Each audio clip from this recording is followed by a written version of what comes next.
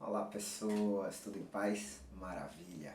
Queria primeiramente agradecer a participação de vocês na Semana da Música, né? Vai ser uma semana onde a gente vai fazer música, a gente vai aprender música, a gente vai pensar música, a gente vai discutir música. O propósito é realmente esse, né? Que a gente termine essa semana após uma longa reflexão com uma visão bem diferente, por que não dizer diferente, né, sobre música.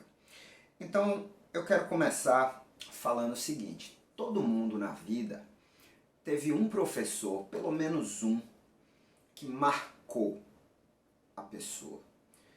Em que sentido? Marcou pela didática, marcou pela empolgação, marcou pelo talento para ensinar, né? E que todo mundo teve pelo menos um professor como esse na vida, e eu tenho certeza que você agora está lembrando de algum professor. Não é isso mesmo? Bom, eu me chamo Carlos Veiga Filho, certo? Eu sou maestro atualmente e comecei a ensinar depois que eu ouvi de muitas pessoas que eu tinha talento para ensinar. E eu realmente gosto muito de ensinar, me faz muito bem passar esse meu conteúdo, esse meu conhecimento para as pessoas.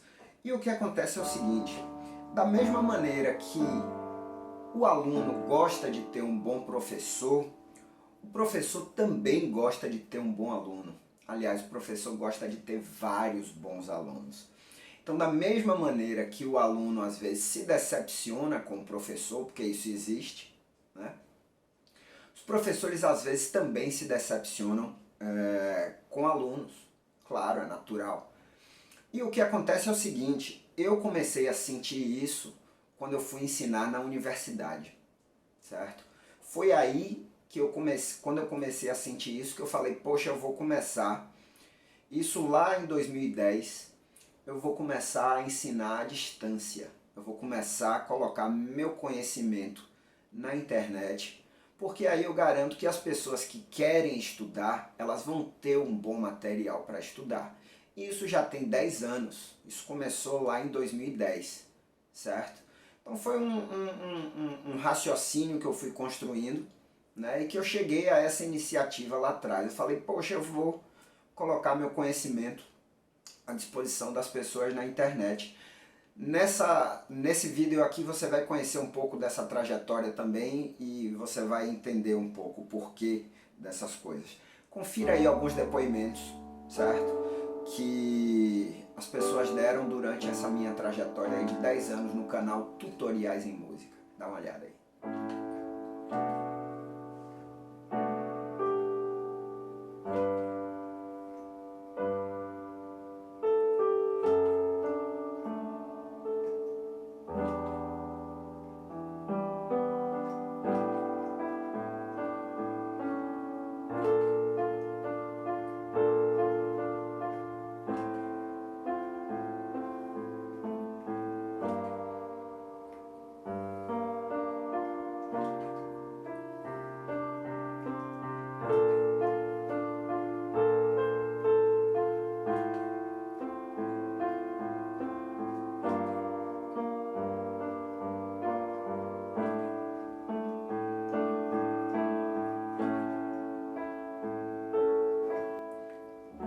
Legal, né?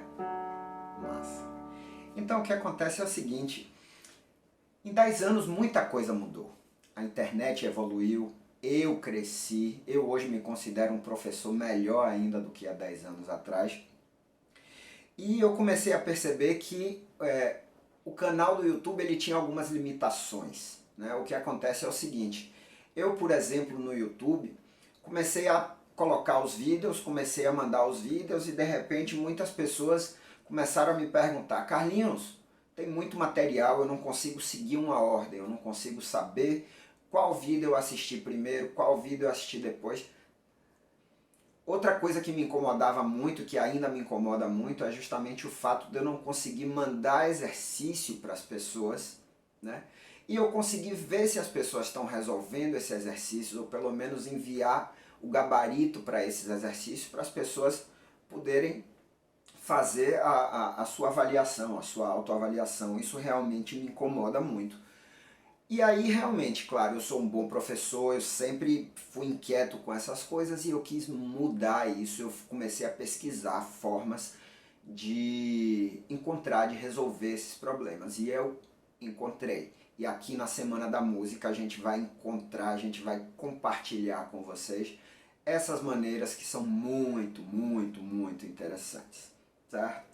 Vamos lá. O que acontece é o seguinte. Todo mundo na vida quer crescer. Todo mundo quer crescer enquanto ser humano, enquanto indivíduo, enquanto profissional, né? E eu comecei a perceber, eu comecei a dar um rumo na minha carreira quando eu ensinei lá na universidade. Isso era um sonho, né? Eu me formei na UFBA, na Escola de Música da UFBA, eu vou contar um pouco mais pra frente. E eu tinha um sonho de ensinar na UFBA. E eu consegui ensinar na UFBA, né? Eu fui ensinar teoria, percepção, harmonia, essas coisas. E na ocasião eu tive a possibilidade de trabalhar nos processos de seleção, né? Nas bancas de seleção de novos candidatos e nos famosos testes de habilidade específica, teste de aptidão. E eu, nas duas ocasiões que eu trabalhei, nos dois processos seletivos, eu vi que tinha muita gente que chegava tocando muito bem, que chegava cantando muito bem, mas que tinha uma deficiência na parte de percepção e na parte de teoria. O que acontecia era o seguinte, a gente colocava uma escala, por exemplo, escrita numa clave de sol, para a pessoa cantar, e a pessoa não conseguia, não sabia o que é que estava aquilo, não conseguia fazer a divisão rítmica, não conseguia entoar as notas, não conhecia as notas ali no pentagrama, certo? E isso é um problema muito sério, porque como é que a pessoa quer fazer um curso de nível superior, né, um curso universitário, e não tem esse conhecimento básico? Então muita gente boa foi reprovada mesmo. E aí eu comecei a pensar, eu falei, poxa, as pessoas querem estudar, as pessoas querem melhorar, as pessoas querem ter acesso à universidade, elas pagam por isso nos impostos, a universidade é pública, mas elas não conseguem entrar. E por que isso acontece?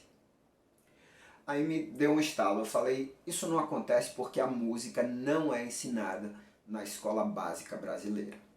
Simples assim, fato, a música não é ensinada na escola básica no Brasil. Ensina-se música até a quarta série, até a quinta série, certo? E de uma forma bastante primária. As pessoas na quarta série, na quinta série estão o quê? Com 10, 11 anos? Então não faz muito sentido, né, você trabalhar a música de forma mais profunda, por exemplo, como você trabalha a matemática quando você está no ensino médio. Primeiro ano, segundo ano, terceiro ano colegial, você está com uma matemática bem mais densa, você está com um conteúdo de português bem mais denso, você está com um conteúdo de história bem mais denso, bem mais profundo. E o de música sequer existe. Então, isso tem um problema muito sério, porque é uma lacuna que existe na educação musical brasileira e que ela fica apenas restrita àquelas pessoas que podem e que querem pagar muito caro por essas aulas. Tem pessoas, inclusive, que nem têm escolas de música nas suas cidades, né? E que para tentar a universidade elas precisam se mudar de cidade. É uma estrutura bem complicada. E aí então, quando eu terminei meus 2 anos lá de ensino na UFBA, eu falei, eu vou concentrar o meu ensino EAD, que eu estava planejando, na questão da teoria e da percepção. Porque aí sim eu vou preencher uma lacuna que existe, uma falha, uma brecha que existe no conteúdo do ensino de música, né? No ensino, no sistema, melhor dizendo. Conteúdo não, no sistema do ensino de música. E eu comecei a fazer algumas aulas e postar no YouTube. Só que eu fiz muito mais do que isso. Eu fiz muito mais do que postar 600 aulas, mais de 600 aulas e colocar no YouTube, certo? Então confira aí mais alguns depoimentos.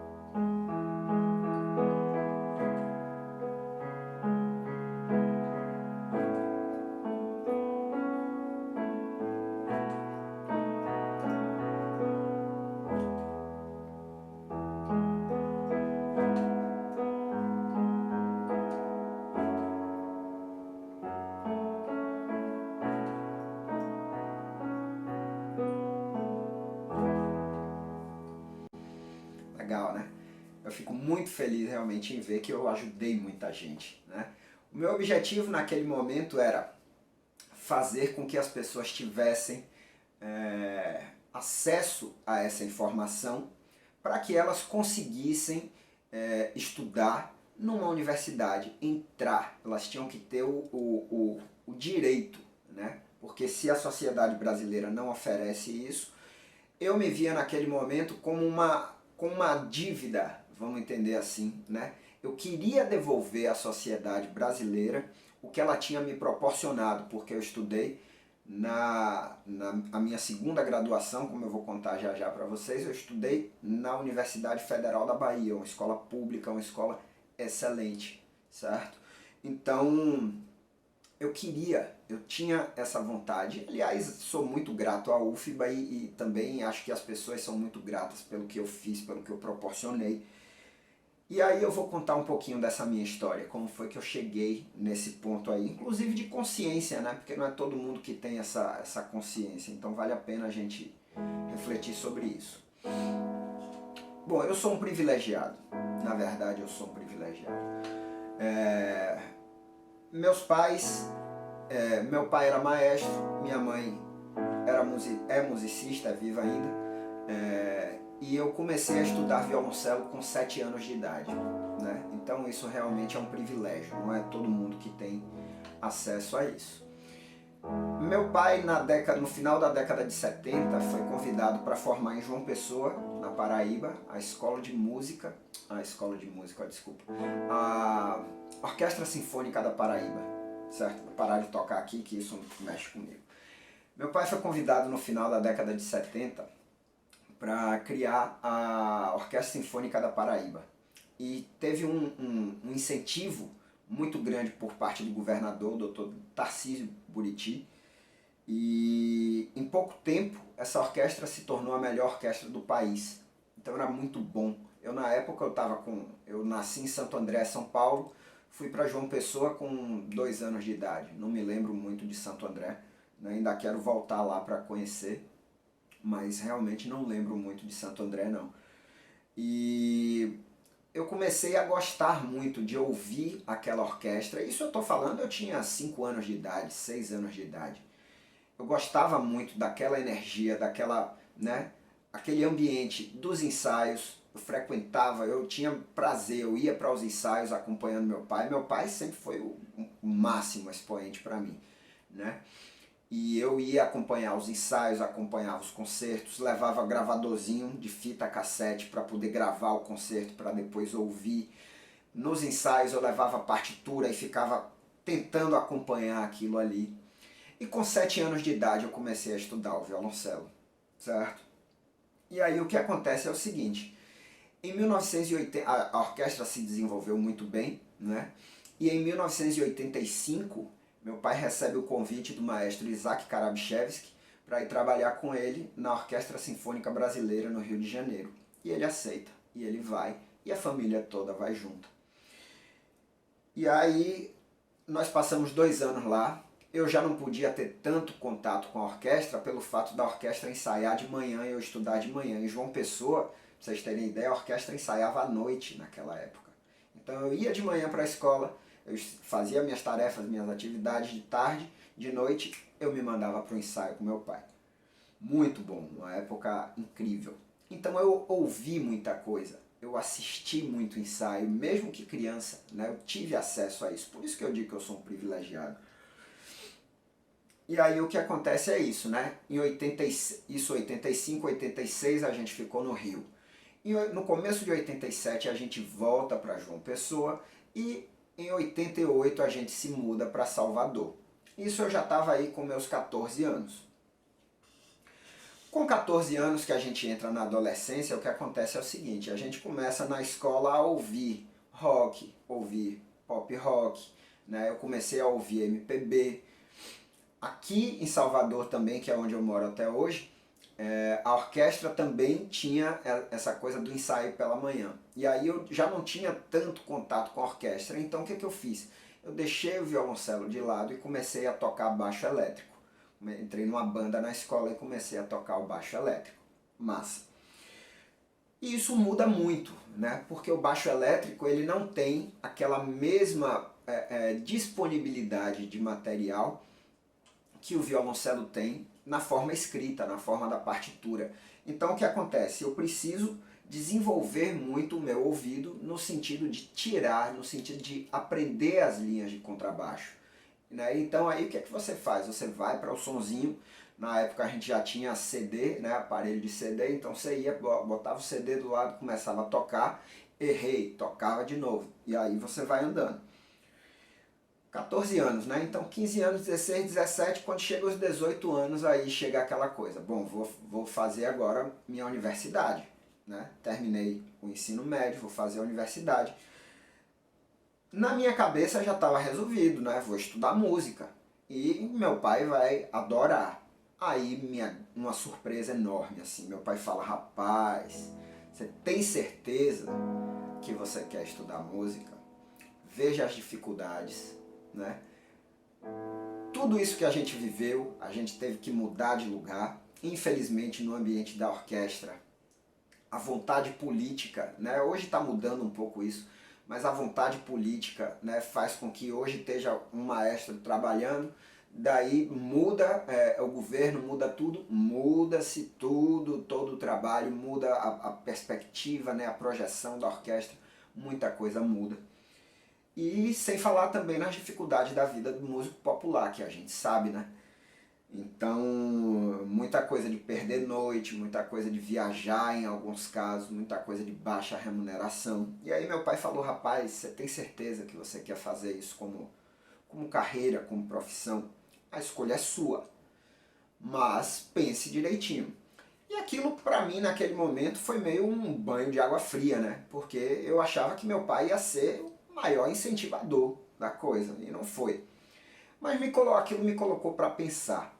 E aí o que é que aconteceu? Eu resolvi estudar informática. Por que informática, Carlinhos? Informática era uma profissão, né? uma tecnologia, né? A TI ela estava crescendo muito naquele momento.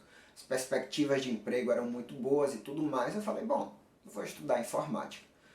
E aí fui aprovado no vestibular da Universidade Católica de Salvador, uma universidade privada muito boa aqui de Salvador, e fiz meu curso lá de informática. Meus pais, né, no maior sacrifício, trabalhando para pagar aquele negócio, eu ainda não trabalhava, mas consegui me formar meio que aos trancos e barrancos.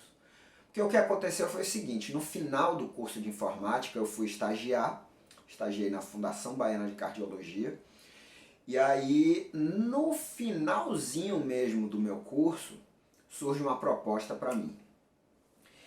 E aí o que acontece é o seguinte, surge na minha vida o irmão de Ivete Sangalo, um cara chamado Jesus Sangalo, com uma proposta de fazer uma banda chamada Fera Gorda, que só tinha gordo. Olha que maluquice.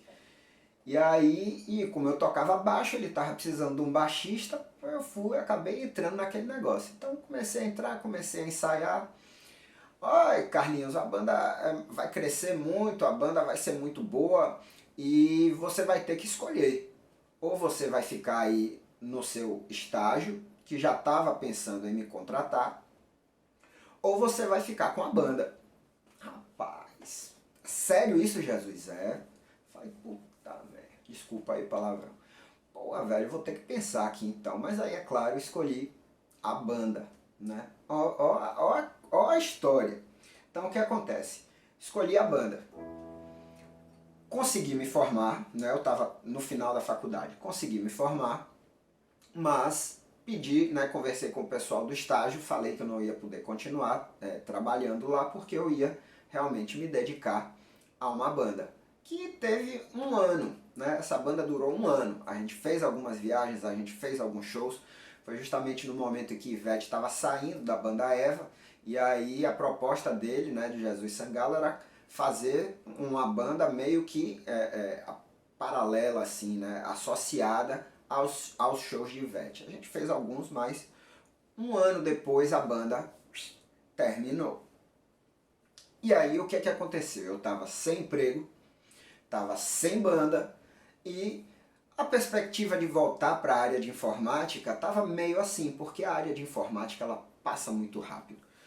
Então eu falei, olha, deixa eu ir para a escola de música, certo? Deixa eu estudar música, que vai ser minha segunda graduação. Então enquanto isso eu vou fazendo alguns trabalhos aqui de informática, pouca coisa, mas isso não me impede de estudar música. Maravilha.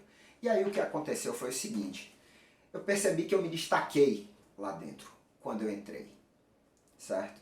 A grande questão foi essa, quando eu entrei, eu tinha uma vivência muito grande da música erudita, eu tinha uma vivência muito grande da partitura, por ter tocado violoncelo, estudado violoncelo, eu tinha uma vivência muito grande da música popular, eu tinha uma vivência muito grande de harmonia, por ter sido contrabaixista e diretor musical da banda Fera Gorda.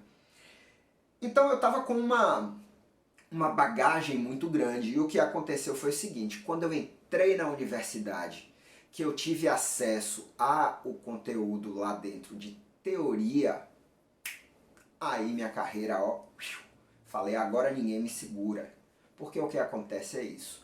Eu tinha uma vivência muito grande, eu tinha uma prática muito grande, e quando eu entrei na universidade, na escola de música, aí sim, quando juntou a teoria a essa vivência, aí eu falei, agora é minha hora, agora ninguém me segura.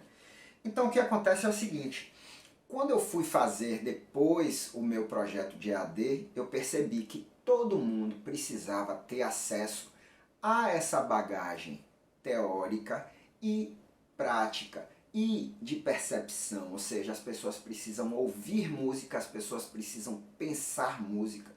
O que acontece foi o seguinte, eu meio que consegui avaliar da seguinte maneira, a capacidade de perceber música e de ter contato com boa música gerou em mim a capacidade de fazer boa música, certo?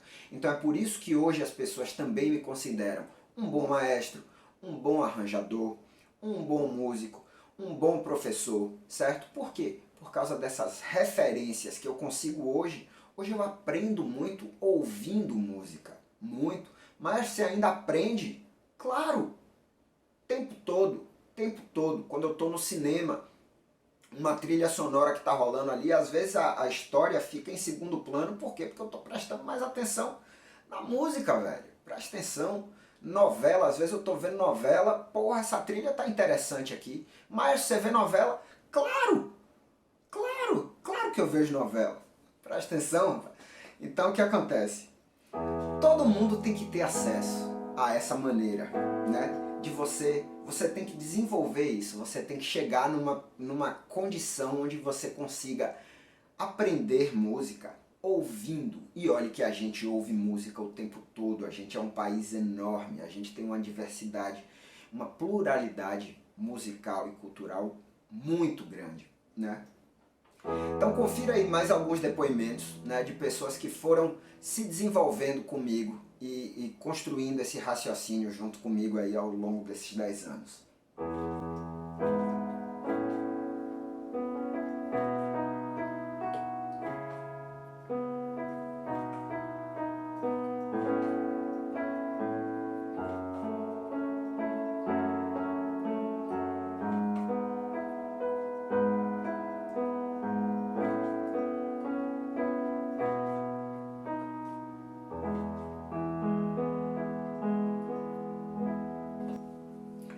Bom, e você não é capaz de imaginar a felicidade que eu senti quando eu li no meu canal esse comentário especificamente aí. Repara aí, ó. O próprio maestro Isaac Karabichevski me parabenizando pelo canal e perguntando se eu era filho de Carlinhos Veiga. Então, muito bom, né? Tem umas coisas que realmente aconteceram nesses 10 anos de tutoriais em música que são incríveis, certo? E agora eu quero fazer uma atividade com vocês, certo? A gente vai fazer música e depois, como eu defendo, a gente vai pensar música. Como eu estou aqui desse lado da tela e vocês estão aí, o que é que a gente vai fazer? Uma atividade hoje bastante simples, certo? Uma atividade musical que é muito simples, mas que é muito importante para que a gente consiga desenvolver capacidade, essa habilidade do pensar musical, certo? E é óbvio que a gente escolheu fazer música. Uma outra coisa também que me desestimulou de ensinar na universidade foi o seguinte: foram 2 anos que eu passei lá e que acabou que eu estava muito dentro da sala de aula, apenas ensinando, passando o meu conhecimento. E eu não queria isso. Eu escolhi ser músico, certo? Eu gosto de arranjar, eu gosto de tocar, eu gosto de estudar, eu gosto de me apresentar, eu gosto de ensinar, gosto de fazer tudo, mas a performance para mim é muito importante, tá? E eu acredito que você deve gostar disso também, né? De fazer música, todo mundo gosta. Então o que, que a gente vai fazer agora? Presta atenção. Eu vou aqui fazer um acompanhamento e você aí do seu lado vai cantar as notas musicais. Dó, Ré, Mi, Fá, Sol, Lá, Si, Dó. Quando chegar lá em cima, Dó, Si, Lá, Sol, Fá, Mi, Ré, Dó. Repete o Dó lá no agudo. É muito fácil, tá? É bastante empírico. Eu vou cantando aqui também. As vozes masculinas vão cantar nesse registro que eu estou cantando e as vozes femininas vão cantar no seu registro natural, que vai ser uma oitava acima do que eu estou cantando aqui agora, certo? Afina o Dó aqui. Ah, Carlinhos, eu não sei cantar, eu sou desafinado, sempre me disseram que eu não presto para cantar. A ideia é essa, cara, é você ter contato com isso aqui e você ver que você consegue fazer música e consegue pensar sobre música, tá? Então vamos lá. Experimenta, arrisca, vai cantando aí. O resultado depois você vai me dizer, você vai comentar: poxa, gostei, consegui cantar afinado, gostei da sua harmonização aí para a escala. Se você estiver ouvindo isso de fone, vai ser melhor. Se você não tiver agora, depois você pode voltar e colocar um fonezinho e fazer essa experiência, tá? Vamos ver? 1, 2, 3, 4.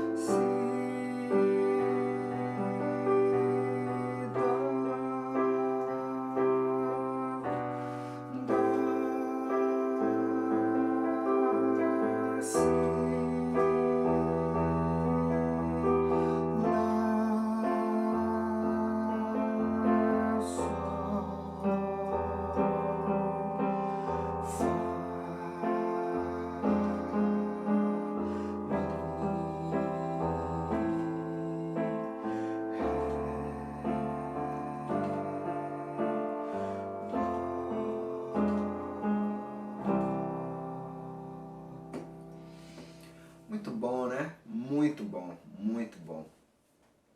Vocês devem ter percebido que eu tocando aqui e cantando, eu curto, eu viajo, eu vou longe mesmo.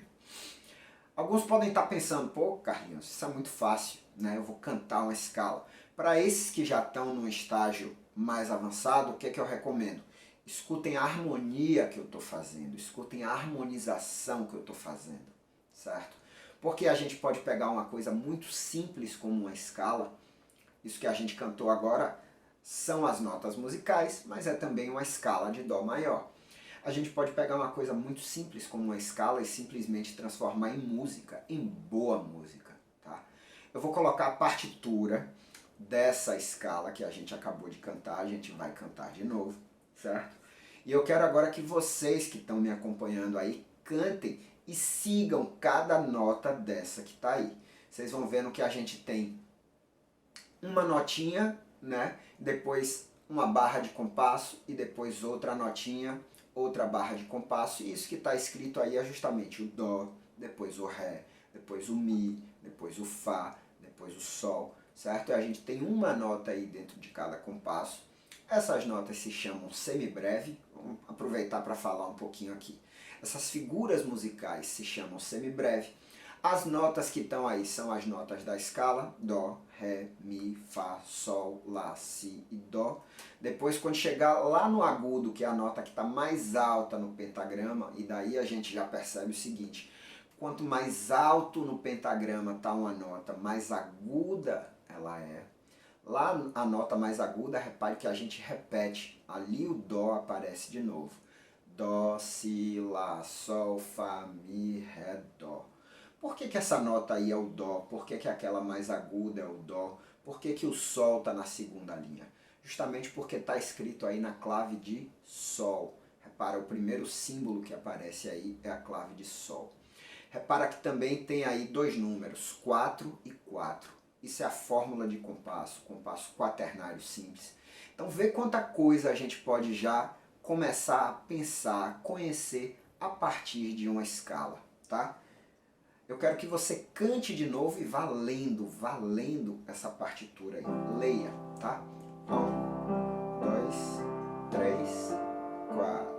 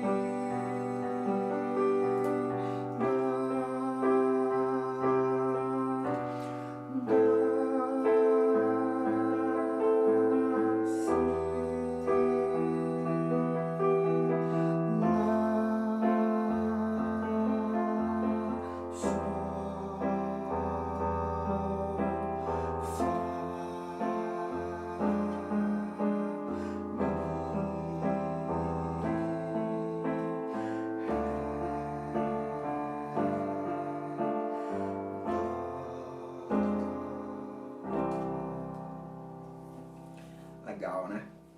Percebe então o que é que eu defendo? Lembra aquela história lá no início de você ter um bom professor, de você ter uma pessoa que conduz bem esse conhecimento, essa história? Eu defendo realmente isso.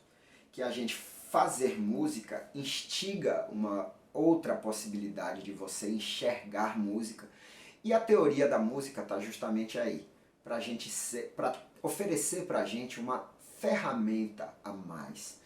A gente tem que lembrar o seguinte, que a música é uma arte abstrata, né? A gente lida com sons, os sons a gente percebe, mas a gente não vê, a gente não toca, né?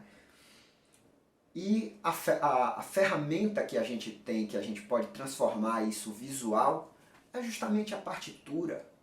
Então a partitura, a partir de agora, você tem que pensar que a partitura é um aliado e não um problema, não uma dificuldade, tá? Porque o que acontece é isso, muitas vezes as pessoas têm dificuldade, elas começam a estudar música e aí vem aquele conteúdo, né? Apenas conteúdo teórico, e o cara fala: poxa, velho, eu quero só tocar meu violão, eu só quero cantar no meu coral, eu só quero desenvolver um pouco mais, né, meu estudo da flauta e tudo mais. E a pessoa só quer, o professor às vezes só quer enfiar teoria, enfiar partitura, tá? Esquecem, tem muitos professores que esquecem, né, do prazer, do fazer musical. E isso eu não esqueço. Eu hoje ensino na sala de aula, eu trabalho com corais, então eu faço música o tempo todo, eu me apresento o tempo todo, eu faço arranjo bem legal, as pessoas gostam, as pessoas comentam, certo? Eu trabalho em algumas ocasiões com orquestra também, mas eu gosto muito mais do coral. Por quê? Porque eu ensino, certo? Eu preciso ter essa possibilidade de ensinar. E aí o que acontece é o seguinte, a gente tem que pensar que o professor de música atual, muitas vezes ele também teve essa deficiência que o sistema de ensino de música no Brasil proporciona para você, proporcionou para mim, proporcionou para ele também, certo? Então, essa defasagem, essa deficiência, ela não é de hoje, certo? E ela se perpetua se a gente não quebrar, né? Então, inclusive, o que é que eu defendo? A Semana da Música vai ser muito boa, e a educação musical de forma geral. ela vai ser muito boa para quem? Para músico profissional, para professor de música, para maestro de coral, para coralista, para estudante de música, para o cidadão comum, certo? Que só quer ouvir música de uma forma diferente, que acredita que pode ouvir música de uma forma diferente, que às vezes simpatiza com um tipo de música e não simpatiza com o outro. Por que que isso acontece, né? Então, tudo isso a gente quer perguntar, tudo isso a gente tem que se questionar. E aí eu quero finalizar esse primeiro bate-papo nosso aqui, deixando algumas questões. Você acha que a educação musical, caso ela seja mais acessível para as pessoas, ela vai transformar, ela pode transformar o nosso país? E aí eu vou colocar algumas esferas. Ela pode, por exemplo, melhorar a música no nosso país? Vou além. Ela pode melhorar a indústria cultural do nosso país? Vou além. Ela pode melhorar o nosso país enquanto sociedade? Então essas são questões muito interessantes para você pensar. Se você quiser, se você tiver afim, pode comentar aqui abaixo, certo? Fica à vontade. Viaje, pense, reflita, comente sobre a aula, sobre essa primeira aula aqui da Semana da Música, o que é que você achou, né? Fale se você tem dificuldade, se você já teve dificuldade com outras metodologias de ensino de música, porque esse vai ser justamente o nosso tema do próximo vídeo, que vai ser dia 25. Então o que acontece é o seguinte, muita gente já tentou estudar música e se sentiu desestimulado, né? E a gente vai ver que não é um bicho de sete cabeças, né? Você estudar música, você aprender música.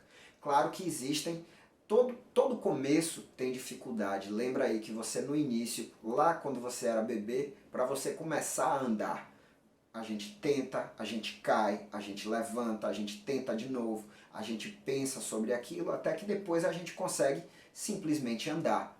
Carlinhos, a gente pensa sobre como andar.